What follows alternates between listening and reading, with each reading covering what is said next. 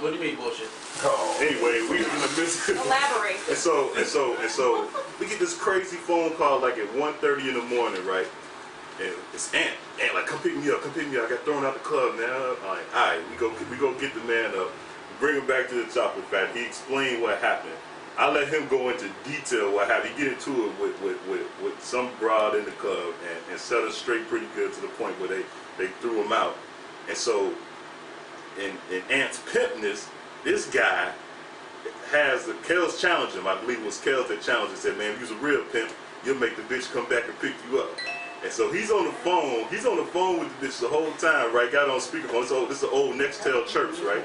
He got everybody listening. He like, yeah. She's like, Anthony, this is not the way you treat me. I'm supposed to be your lady. You're not supposed to treat me like this. You're like that. Like, shut up, bitch, and come pick me up. Man, I don't want to hear that shit. Just come pick me out. Church. But the killer part of the story is, the chick came and picked him up and took him home. I was like, shout out to Carmen, whatever. And he says her name on the show. Wow. I can't get somebody maybe a spiced ham sandwich. God damn. Right, we're gonna cuss out. Right, throw a 2-piece in a biscuit and cheers. That's exactly what he did. Well, my question that I asked. We don't condone violence, people. No violence. Man, okay, Martin Luther King. Unless it's against a crying baby, but it's okay. The kings are punch.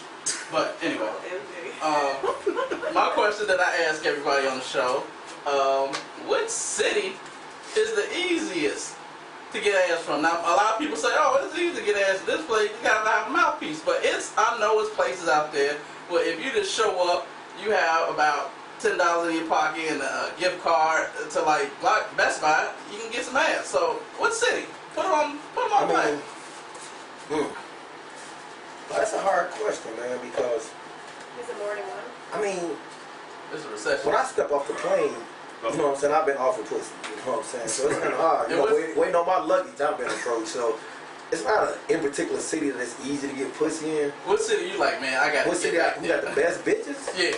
What city got the best bitches? You cannot use the term bitch. Alright, alright, my fault. What city got the best female dogs? Oh my God. There we go. I am outnumbered, people. I'm gonna keep it real, like, man, I used to love, the first time I went to Miami, right, I was like shocked until I got the stat like a couple of months ago, said they were #1 AIDS capital in in America, so like, Miami changed my whole motherfucking thought process. Right. So right now I say the best, I'm gonna have to fuck with them Puerto Ricans and on the East Coast, man. ¿Qué pasa? I got to, man. Straight up. Siete con los canales. Oh my goodness.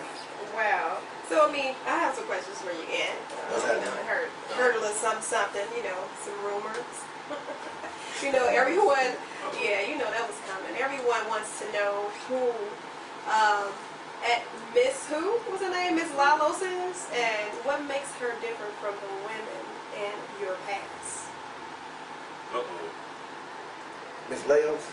Leos? Yes. I heard about it. What makes her different? I mean, from the women in your past, especially the one who came and picked you up after you cussed her out. Girl, grow a backbone, sister. What probably makes her different from everybody else is probably like respect her. Okay. There we go. I like her already. Go ahead. You know what I'm saying? It's just like, She must really have an effect on you, because his heart over here racing and he's breathless. I'm good. That's the question I made. Screeching home. Man. Jesus. I mean, she just different. She crazy. You know what I'm saying? It's just like, it's a good crazy though. She know how to challenge you? Yeah, she definitely know how to challenge me. She's not easy. You definitely need a challenge. I definitely need a challenge, but she like a rebel without a cause sometimes, though. So, make it more difficult. But, I mean, she just cool. Everybody, really went nuts because I put a picture of me and her on the Twitter page, on my avatar. And I don't normally do that because, it's not many women that can move me. I'm like a unmovable mountain. And she kind of budged me a little bit, you know what I'm saying? And shout out to Tiffany, but she just different, and I'm shocked, y'all. I'm letting you know I've been knowing Ant for over 10 years, and to hear him talking like this on the show, Whoa. And I'm proud of them, actually. After hearing the other stuff. I'm just a real dude, you know what I'm saying? I do what I do, you know. It's just like women are women, and I do what I do with them. They entertain me, you know what I'm saying? But she's more than entertainment. I look at her as entertainment. That's what's up. Wow. That is definitely what's up. Wow.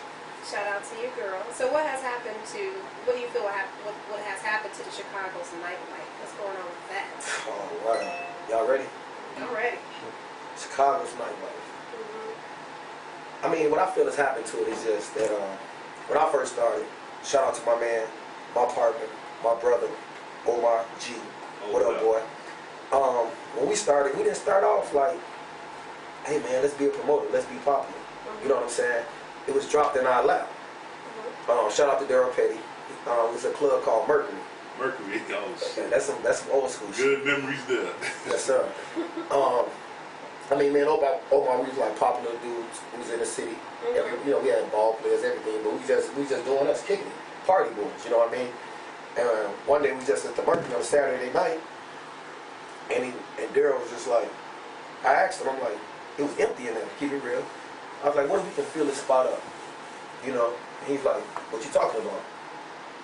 And from that moment right there, we started being promoters. It wasn't a plan.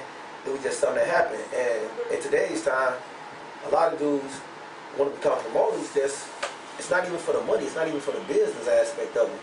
It's to get women. You know what I'm saying? I'm going to put you on the list and get some pussy. You know what I'm saying? But right.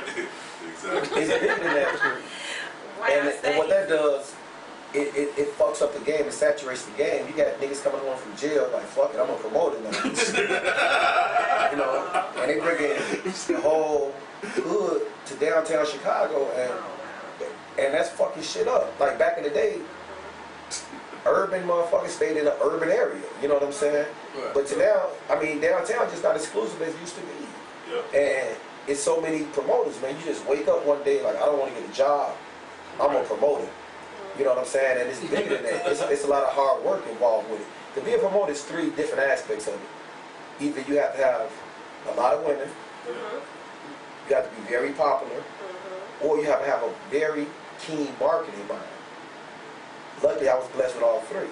So I've been able to survive the test of time. I've been doing this 11 or 12 years, like non-stop. I've never fell off. You know what I'm saying? I'm not trying to talk shit in the air, but I've never fell off. Let me tell y'all something too. When you go to an A&O spot, there's nothing but beautiful women all through the joint. I mean, that's just what it is. A guy said on Twitter one time, "Where's all the sexy ladies at in Chicago?" I told him straight up, go to Entourage on Sundays, A&O party. That's where they be at. I mean, I don't even know where these women come from because I don't see them. You know what I'm saying? Until I go to one of their spots. So he telling the truth on that shit.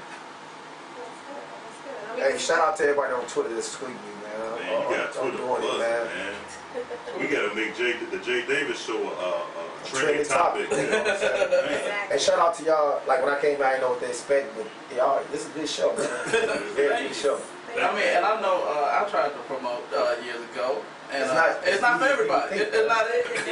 I went in thinking that, and it's like a fucking fight broke out. It was my first and last part. A fucking fight broke out before 9 o'clock. I'm like, who fucking fights before 9? I'm like, damn, niggas still around, and a fist fight broke out.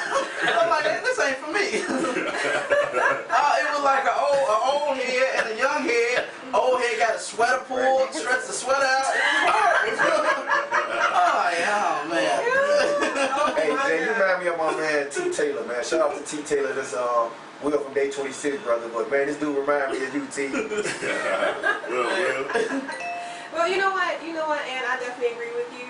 Like you said, some people who are in the hood don't normally step out of the hood, and they do tend to tear up things, which is so ridiculous. Come on, we gotta pray for our people. But anyway, it's good to hear that and to let people know that there are still quality parties out here. There's still quality promoters out here, because like you said, it's not for everybody. Yeah, there's a lot of quality promoters still out here, and really, the promotion game just like the rap game. I'm gonna keep it real, man. Everybody that's making raps, Forbes top 5, they all over 30. You know what I mean? And the same thing with promoters. The top promoters, they all over 30. And it's just a maturity thing. You know what I'm saying? Like, shout out to Teddy, shout out to my man Fife and Do, shout out to Kenny Boone, shout out to even Mike and Corey. You know what I'm saying? What's up to 3D? And these are the people that's just been doing it for years, non-stop, and they just put on. You know what I'm saying? You got some new cats they do their thing, but at the end of the day, the new generation, they don't want to pay their dues, man. It's dues to be paid, man. Like we didn't start promotions with Facebook and MySpace and Twitter. We actually had to get out and work. We had to start flyers. we had to be out there in the streets. I mean, it's easy. Everybody popular now, man. You can get any dude. What's that dude? 50 Tyson. He popular. You know what I'm saying? It's because he looked weird and sick in the head. With today's social network, anybody can get popular, but we did it without that. Right. And popularity is something that you don't work for. It just comes. It just comes, man. If you got, like, everybody want to use the word swag, like, but y'all new niggas, y'all wake up in the morning and turn your swag on, but my swag 24/7. You know what I'm saying? I don't turn it on, I don't turn it off. It's just instinctive. Right. So you went to the era like, you know, with handing out flyers, niggas, let me get this shit up out of here and throw it on the ground. Yeah, but I never handed I was like that dude that was embarrassed to hand out flyers. I'm not gonna let my homies used to get mad and hand them like the pass out flyers. Cause I used to be embarrassed. I used to get mad. I hand somebody a flyer, they throw my shit on the ground. I'm like, nigga, I just paid for that flight. Right. Because flyers used to be expensive as hell back in the day. Yeah, they like for $1 now, but back in the day, yeah, it was expensive. Like $1,000 for like $300. Nigga said $1 billion for $1. My cousin got punched in the face over a flyer. Damn, like violent shit out there. Here's a rule: if it's a guy and a girl together, don't get a flyer to the girl and not get a guy. You gotta get both of them. Right. My cousin gave it to the girl and just like walked off. The dude grabbed him by the back of his neck and like slung him. I happened to be watching at the time, and he was watching. And I had a sore ankle from football practice, right? And so I didn't want to run and hurt the ankle anymore. But my cousin, it went bad for my cousin. Like he was going on the football scholarship or some shit. He said the same thing too. Crazy. Wow.